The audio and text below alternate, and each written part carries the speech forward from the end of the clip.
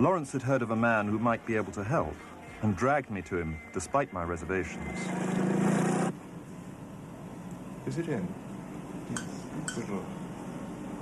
You just relax and enjoy, Lord. He uses acupuncture needles in the traditional points, but with a twist. Through them, he directs a form of electricity, as he calls it. But he doesn't draw the electricity from a wall socket. He claims to generate it within his own body.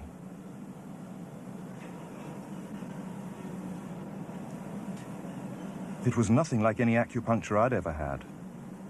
I was getting really powerful electric shocks and couldn't control my movements at all.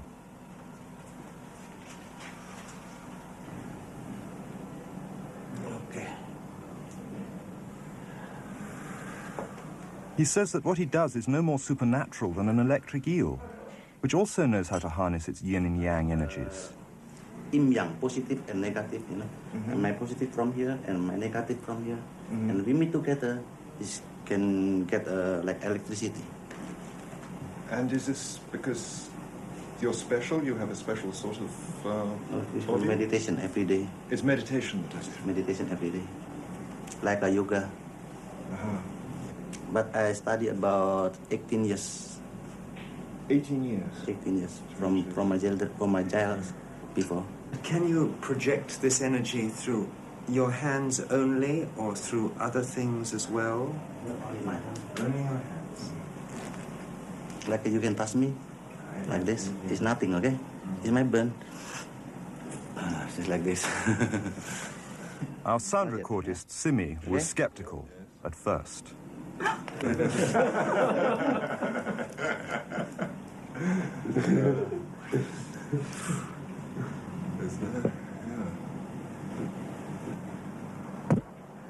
Later, he told us that anybody could learn this.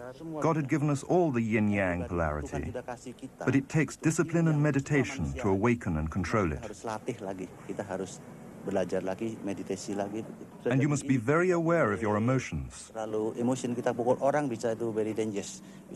This energy can be dangerous. It can kill as well as heal. Then he asked for our newspaper.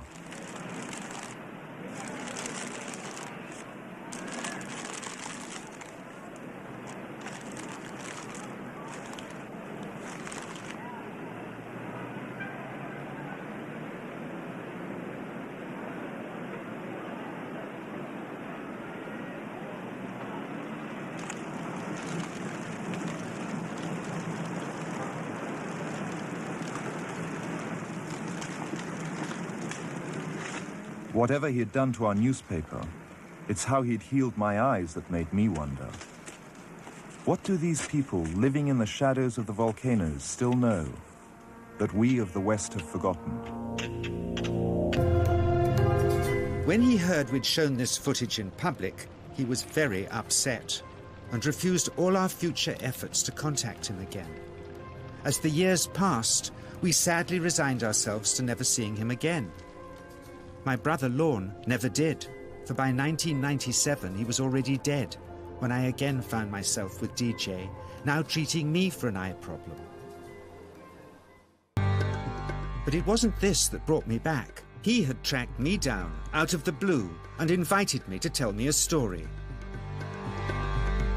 He had just returned from 2 years on a deep meditational journey, alone in the heart of Borneo. Amongst his revelations, he had seen, he said, how history was moving on into great change, and the old wisdom was vanishing. So he'd called me back to film just enough of him to remind us that we all have undreamed-of powers sleeping within us, and that there's nothing special about him except for his training in waking them. Grounding this patient, my cameraman, Joe, is having to use all his weight to keep contact. But she is pushing him away. He seems able to control the amplitude of this chi, like a dimmer switch, and it causes uncontrollable responses in the patients and their grounders. can barely keep my hand on you. It wants to fly off. The electricity is so strong. This mother unwittingly grounds her child. He won't sit still, so she's asked to hold him and grin and bear it. Sometimes signs of this passing energy can be seen in the transmitter too. This chi stuff is only the surface, he says, of the real adventure beneath, in the meditational technique, which at one time, when he taught it, dozens of his students were trying to master. At private testing sessions, they'd be asked to show their progress by, in this case, trying to push brittle plastic chopsticks through a hard wooden bench. Some of them could make some dents, but only DJ can go right through.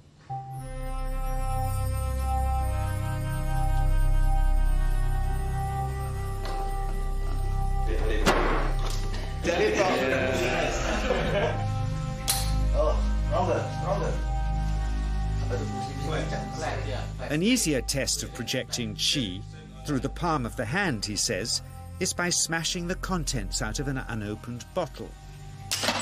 Yes, sir.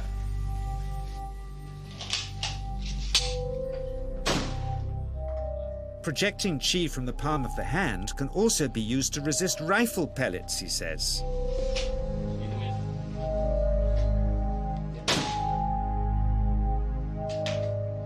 First, you learn to distinguish between yin and yang chi in your body. Then how to pool it in your navel chakra. Then how to project it, he says. And it's the proportionate mixture between yin and yang which accounts for different effects, like pulling or pushing objects or igniting them. Then he gets really strange. He says that mastering yin chi is the key to the spirit world.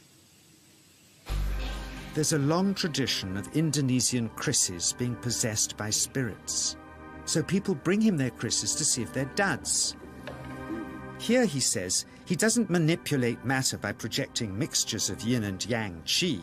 He merely creates a field of yin energy in which, he says, if there's a spirit, it can manifest itself.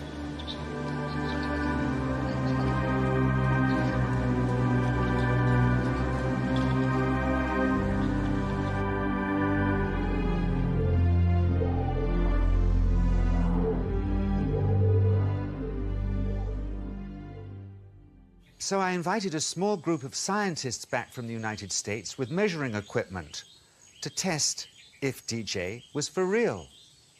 And if so, where might this energy belong on the electromagnetic spectrum?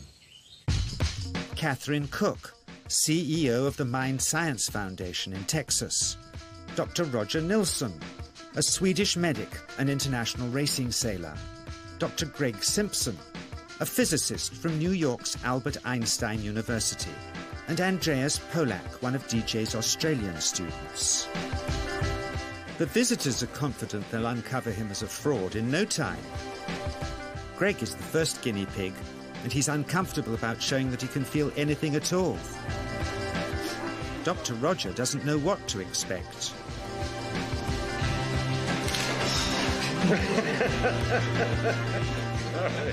Out comes the metal detector, like the things they use in airports, to see if he has any concealed metal in his body.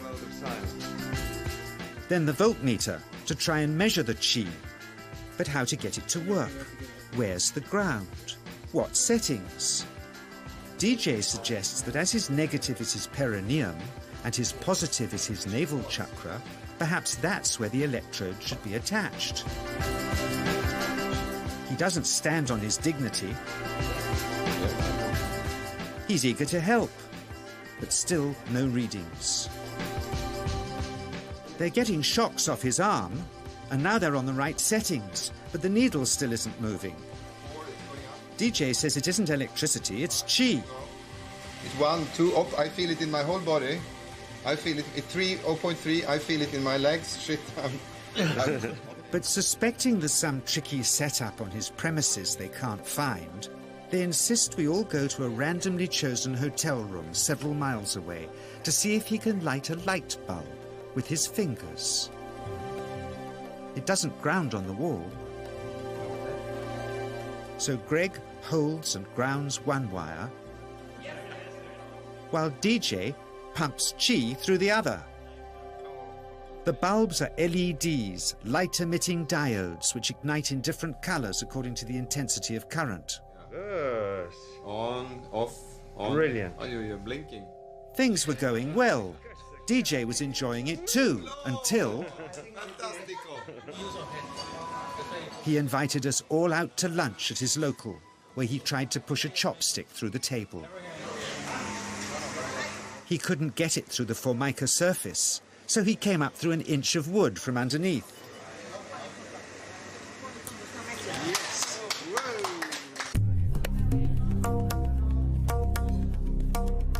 Not only did he draw his own blood, but a chopstick splinter had caught Alison here between the eyes, drawing more. The incident was laughed off apologetically, but next morning he was a different man, drawn and upset. He said he'd been visited all night by his long-dead master, raging that he'd broken the strict taboos of his sect, never to show off in public and never to cause harm or draw blood. He felt deeply chastised. All further testing and filming must end. Never again would he submit to public scrutiny, nor accept any new students. He would sink from sight and continue his healing in obscurity, as he had done since before we met him in the early 80s and had always told us was right. I realized that for science there's nothing conclusive here. Nor for me, really, who for years has felt this powerful energy flow through me and the patients I grounded for him, and seen what else he can do. Nothing conclusive, except for his healing successes and the wonderfully hard to believe.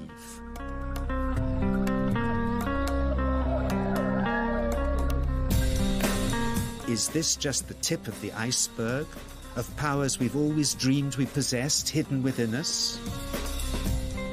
When we look for ourselves, is it somewhere here? We're always looking for us in other things, in the world of nature outside us. It may not be out there after all, but in the nature of belief. What it's possible to believe and see about who we may be. In the lives of the still living apes who walk like us and talk like us and are closer than we suppose. In the gibbons which swing and sing. And our tiny tarsier cousins, the tribes like ourselves in transition. To hints of extraordinary powers we've always suspected we had, suggesting our range is beyond what we yet dare to believe.